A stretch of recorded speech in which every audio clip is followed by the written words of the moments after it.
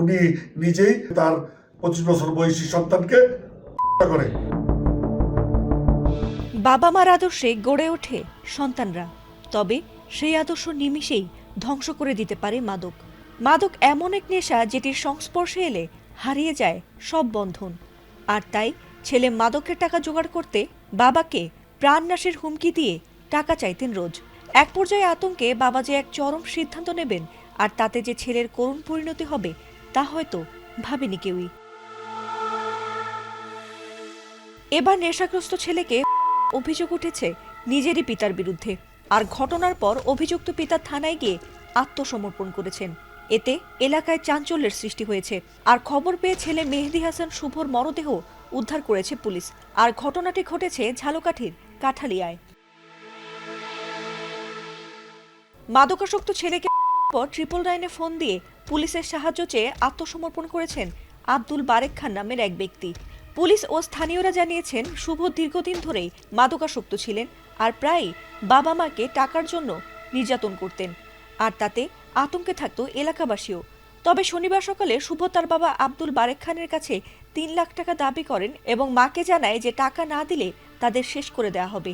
আর তাতে আতঙ্কে রাতে ছেলে ঘুমিয়ে পড়লে বাবা উল্টো ছেলেকেই শেষ করে দেন। এরপর অনুতপ্ত হয়ে নিজে পুলিশের কাছে গিয়ে ধরা দেন। শনিবার রাত 3টার দিকে তিনি জাতীয় পরিষেবা 999-এ কল দিয়ে কাঠালিয়া থানার পুলিশকে বিষয়টি জানালে ছেলে শুভর মরদেহ উদ্ধার করে পুলিশ। আর বাবা আব্দুল বারেককে আটক করে কাঠালিয়া থানায় নিয়ে আসেন। এ ঘটনায় নিহত শুভর মা খুশি বেগম তার স্বামী আব্দুল বারেককে আসামি করে থানায় একটি মামলাও দায়ের করেছেন। এ ব্যাপারে মামলার প্রস্তুতি চলছে বলে জানিয়েছে কাঠালিয়া থানা পুলিশ। কাঠালিয়া থানাধীন সোনাওয়াটা এলাকার জনৈক মেহেদী হাসান শুভ দীর্ঘদিন যাবৎ মাদকের সাথে জড়িত, মাদক ব্যবসা, মাদক সেবনের সাথে জড়িত। সে বিভিন্ন সময় তার পরিবার সহ আশপাশের লোকজনদের ব্যাপক ভয়ভীতি প্রদর্শন করে এবং মারধর করে, অনেক সময় লোকজনদেরকে দা দিয়ে কুপ দেয়।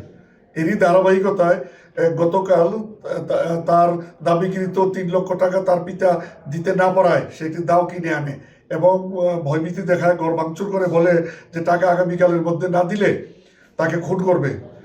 যেহেতু তার পিতা তার সম্পর্কে আগের থেকে অবগত, নিরাপত্তাহীনতা ভুগতেছিল এবং নিরাপত্তার কথা বিবেচনা করে, তার পরিবারের অন্যান্য সদস্য, স্ত্রী, সন্তানের কথা বিবেচনা করে উনি নিজেই দা দিয়া কুপিয়ে তার 25 বছর বয়সী সন্তানকে হত্যা করে। পুলিশ সংবাদ পেয়ে তাৎক্ষণিকভাবে ঘটনাস্থলে উপস্থিত হয় এবং লোকজনের সহায়তায় উক্ত খুনিকে গ্রেপ্তার করতে সমর্থ হয়। এই সংক্রান্তে নিয়মিত মামলা রুজু করা হয়েছে। আইনি ব্যবস্থা প্রক্রিয়াধীন আছে।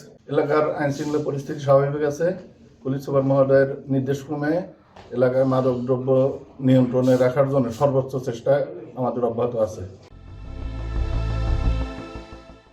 ফাতিমা সুলতানা, এটিএন বাংলা।